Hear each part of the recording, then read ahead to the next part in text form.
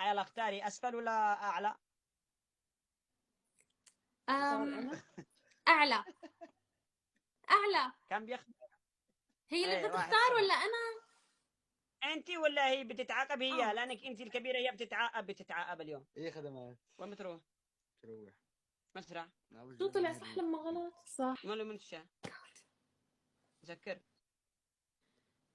في زبائن. كم الساعة؟ شهادة 4062. أسفل ولا أعلى؟ أعلى. صورة هذه بتروحنا فوق. نصيبهم اليوم يهزموني، لو لقى هزمتني اليوم شكلهم بيض. يلا أعلى ولا أسفل؟ هون حطنا الجمال. عاد هون ما بعرف شو بدي أقول. طيب ماشي، أنت اللي اختاري. سلامك يا أمل. أعلى. أكلها يحيى.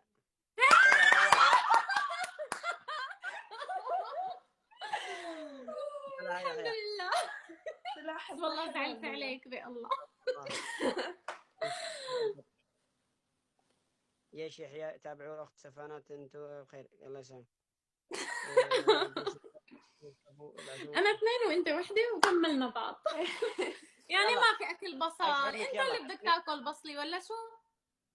ما عندناش بصل والله، اعطينا حكامك يلا. طيب أكيد نحن كتير البنات حبابين ولطيفين وما رح نقسى على حدا، فبقول لك يا يحيى قل لي الآية القرآنية اللي نزلت